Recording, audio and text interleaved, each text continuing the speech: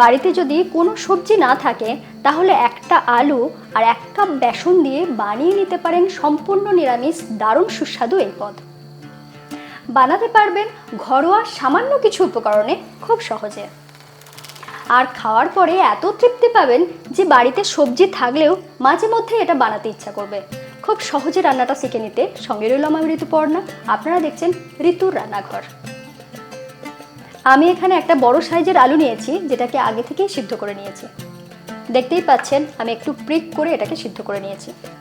ছুরি দিয়ে যদি এইভাবে আলুটাকে গেঁথে নেন তাহলে ভিতর পর্যন্ত খুব ভালোভাবে সিদ্ধ হয়। আর এখানে নিয়েছি 1 কাপ বেসন।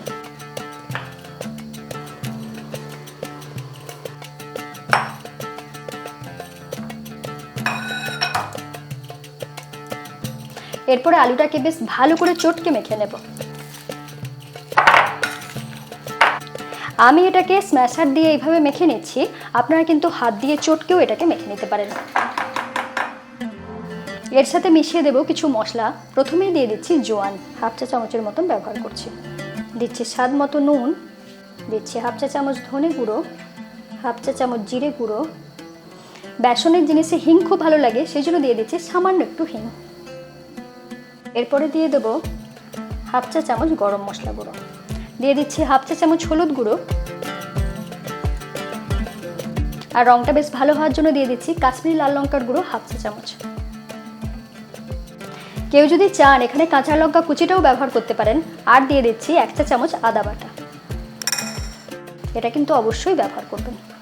এরপর দিয়ে দিচ্ছি 1 কাপ বেসন, সাথে দিয়ে দেবো 1 চিমটে খাবার সোডা, যাতে এর মধ্যে বেশ ভাপ থাকে। সব শেষে দিয়ে দেবো 1 টেবিল চামচ সরষের তেল, যাতে এটা খুব সুন্দর করে মাখা যায়। এরপরে পুরো জিনিসটাকে বেশ ভালো করে মেখে নেব, কিন্তু একেবারে জল ব্যবহার করা যাবে না। দেখুন জল ছাড়া এটাকে একদম সুন্দর করে মেখে নিয়েছি। এখানে আর একটা জিনিস খেয়াল রাখতে হবে, আলুটাকে যে মাখবেন এর মধ্যে কিন্তু কোনো রকম গাঁট থাকা চলবে না। এরপরে এটাকে ঢাকা দিয়ে কিছুক্ষণের জন্য রেস্টে রেখে দেব। এরই মধ্যে গ্রেভিটা বানিয়ে নেব। দিয়ে দিচ্ছি সর্ষের তেল। তেল বেশ ভালো করে গরম হয়ে গিয়েছে। এরপর ফোড়নে দিয়ে দিচ্ছি কালো জিরে, দিচ্ছি 3টে ছোট এলাচ, দিচ্ছি 1 টুকরো দারচিনি, আর দিয়ে দেবো 3-4টে লবঙ্গ। একটু নাড়াচাড়া করে এটাকে ভেজে নিচ্ছি। বেশ সুন্দর গন্ধ বেরিয়ে গিয়েছে। এই সময় দিয়ে দেব সামান্য একটু হিং দিয়ে দিচ্ছি, আর দিয়ে দিচ্ছি 1 চা চামচ বেসন। এই তেলে বেসনটাকে একটু ভাজা ভাজা করে নেব। এই সময় গ্যাসটা থাকবে একদম লো ফ্লেমে, না হলে কিন্তু বেসনটা খুব তাড়াতাড়ি পুড়ে যাবে।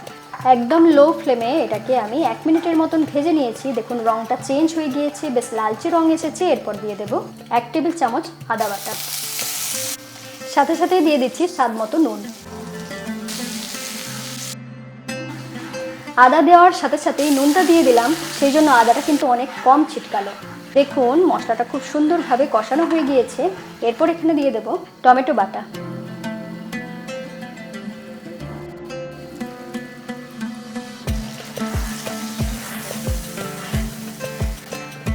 আমি এখানে একটা বড় সাইজের টমেটোকে বেটে নিয়েছিলাম। এরপর টমেটোটাকে খুব ভালো করে কষিয়ে নিতে হবে, কিন্তু তার আগে দিয়ে দেব কিছু মশলা।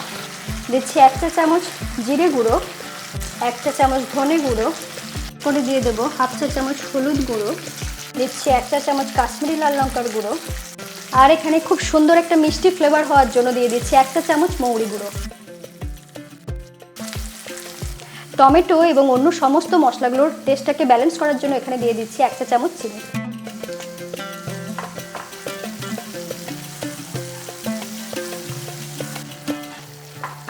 এরপর একটু লো ফ্লেমে রেখে এটাকে কষিয়ে নেবেন।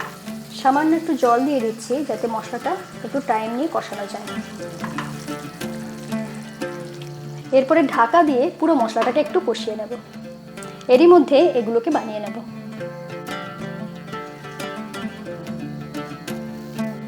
এরপরে এই ডোটাকে একটু মেখে নেব।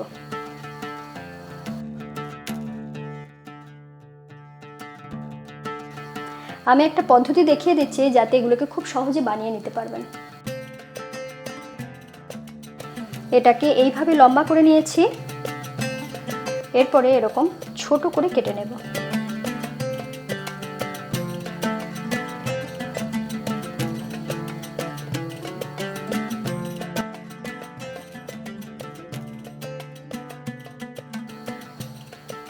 যদি কাটার সময় এরকম অসুবিধা হয় সেক্ষেত্রে ছুরিতে একটু তেল মাখিয়ে নেবেন, সহজে কাটা যাবে।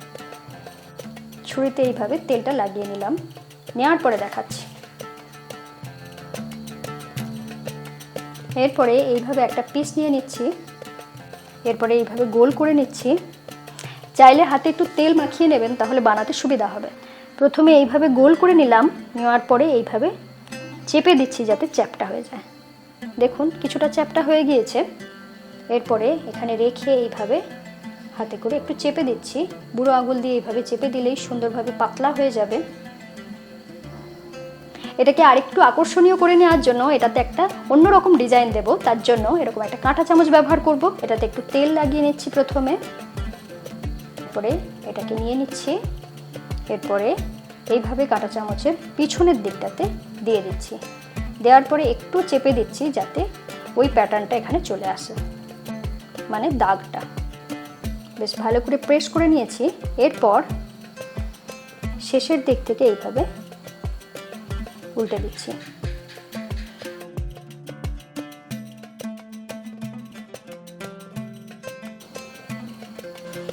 দেখুন কত সহজে এমন সুন্দর একটা প্যাটার্ন তৈরি হয়ে যাচ্ছে, যেটা কিন্তু খাবার আকর্ষণটাকে অনেকটাই বাড়িয়ে দেবে। এইভাবে হালকা প্রেস করে নিয়েছি। এরপর কিছুই না, শেষের দিক থেকে এইভাবে উল্টে নিলেই তৈরি হয়ে গেল।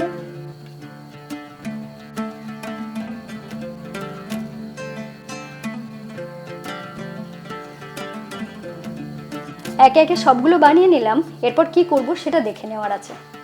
এরপরে এরকম একটা নেট আমি ব্যবহার করছি, আপনারা স্টিমার কিংবা ঝাঁঝরি ব্যবহার করতে পারেন। এরপরে এটাতে একটু তেল লাগিয়ে নিচ্ছি যাতে চিটে না যায়। আপনারা নিশ্চয়ই লক্ষ্য করেছেন যে আমি উল্টো সাইডটা ব্যবহার করছি। এরকম নেটের ঢাকা মোটামুটি সকলের বাড়িতেই পাওয়া যায়, সেই জন্য আমি এটাকে ব্যবহার করলাম। মশলাটা বেশ ভালো করে কষিয়ে নিয়েছি। এরপর গ্রেভির জন্য জল দিয়ে দেব। দিয়ে দিচ্ছি 1 কাপ জল। এরপর এই স্টেনলেস স্টিলের নেটটা দিয়ে দিচ্ছি। যেহেতু রান্নাটা আমি কম তেলে করতে চাই, সেই জন্য এটাকে আমি ভাজবো না, স্টিমে সিদ্ধ করে নেব। তার জন্য ওপর থেকে এইগুলোকে দিয়ে দেব, যাতে খুব সুন্দরভাবে রান্নার গ্রেভিটাও তৈরি হয়ে যায় আর এগুলোও সিদ্ধ হয়ে যায়। একই সাথে নিচে গ্রেভিটা ফুটবে আর ওপরে এগুলো সুন্দরভাবে স্টিমেতে তৈরি হয়ে যাবে। এই পদ্ধতিটা আপনাদের কেমন লাগলো লিখে জানাতে ভুলবেন না।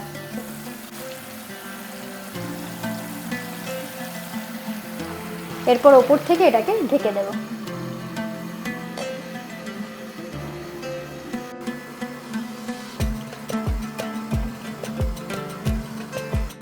মাত্র 5 মিনিট এটাকে সিদ্ধ করে নিয়েছি, খুব সুন্দরভাবে তৈরি হয়ে গিয়েছে।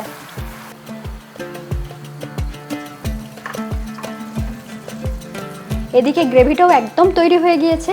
এরপরে এগুলো দিয়ে দেব।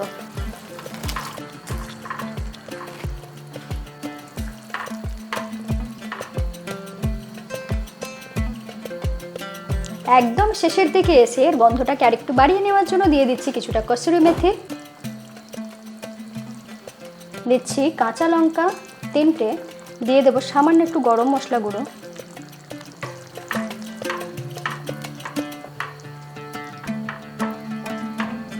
এরপরে ঢাকা দিয়ে কিছুক্ষণ রান্না করে নেব যাতে পুরো জিনিসটা বেশ ভালো করে মজে যায়।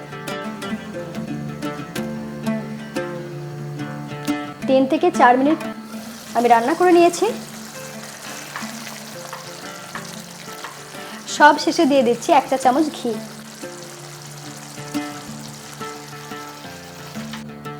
গ্যাস অফ করে ঢাকা দিয়ে এটাকে কিছুক্ষণের জন্য স্ট্যান্ডিং টাইমে রেখে গরম গরম সার্ভ করে দেব। বাড়িতে সবজি না থাকলে তো এরকম রেসিপি বানাতে ইচ্ছাই করবে, কিন্তু সবজি যদি থাকে তাহলেও কি এরকম রেসিপি বানাতে ইচ্ছা করবে না? আপনার কি মতামত লিখে জানাতে ভুলবেন না। ভালো লাগলে চ্যানেলটা আজই সাবস্ক্রাইব করে নিন, বেল আইকন প্রেস করে রাখুন। সকলে খুব ভালো থাকুন, আবার দেখা হচ্ছে এরকমই নতুন নতুন রেসিপির সাথে।